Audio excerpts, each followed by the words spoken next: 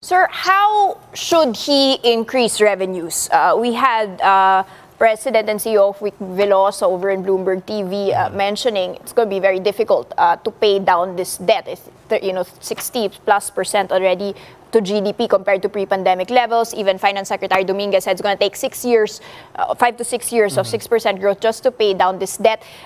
Vic Veloso mentioned taxation might not be the answer here. The government might need to sell assets. What's the solution here, sir? Well, I think there's still some legislation that still has to be passed. If it's not passed in the current Congress, then they should pass it in the next Congress, which is Train 3 and Train 4. This is, of course, the real property valuation bill and the tax, I think, on financial instruments. So that's something that they should do. And then the other thing is,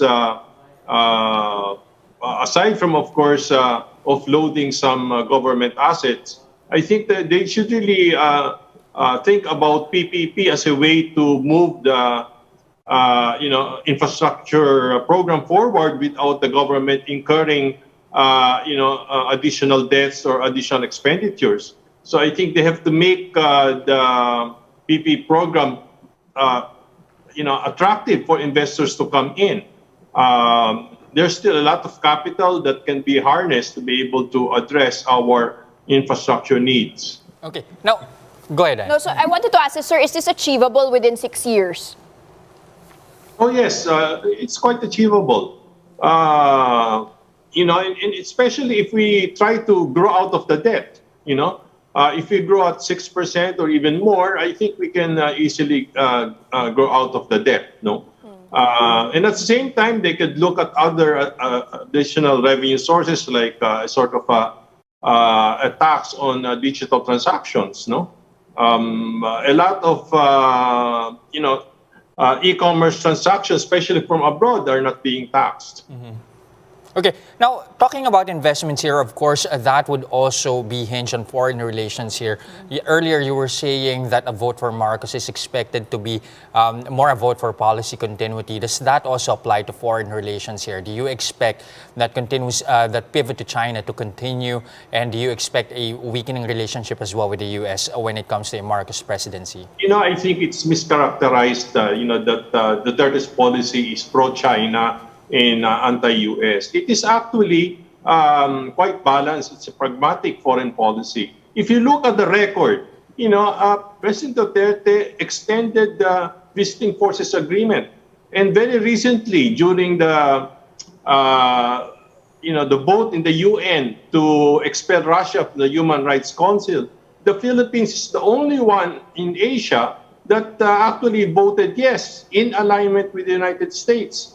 So I think this is a mischaracterization. It's that the policy is anti-China. It is I think, a balanced and pragmatic foreign policy. And I think, Bongbong Marcos will continue such policy. Sir, what about the legalities with relation to Marcos and the U.S.? As we understand, I don't even think is he allowed to travel to the United States. There are certain issues, limitations, hindering him from even going there, sir. How's that going to affect our ties with the U.S.? Well, I am not a lawyer, so I don't know whether he will still be allowed. Well, I'm sure as a head of state, he will be allowed by the U.S. The U.S. needs the Philippines more than anything, especially in its confrontation with China. No, so in fact, geopolitically, we're in a very strong position for a number of reasons. No, one is that the globalization is taking place. So I think the U.S. wants trusted partners in terms of manufacturing. So they'll be moving out their trade alliances away from China toward friendlier countries like the Philippines. Secondly, of course, the other is, of course, the huge demand for minerals now, especially with the shift toward electric vehicles. No, and the Philippines is the 5th most mineralized country in the world.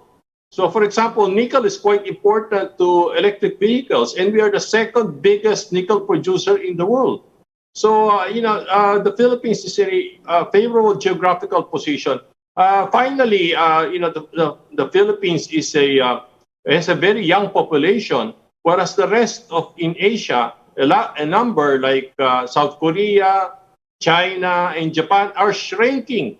Their populations are shrinking. So they will have a very difficult time. I think so. In the sense, the Philippines could be for example, a Mexico to Japan in terms of providing the young workforce that they need.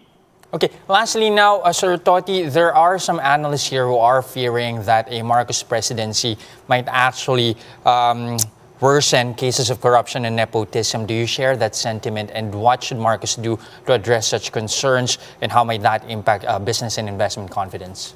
Well, I think corruption has been there since before, and I don't think it will disappear overnight. In fact, if you examine the history of even China and even the United States in the 19th century, corruption dug them during their high growth years. Just even look at Xi Jinping. He assumed power on the back of an anti-corruption campaign. So I think, but this will not, derail the trajectory of the Philippine economic momentum. I think that's again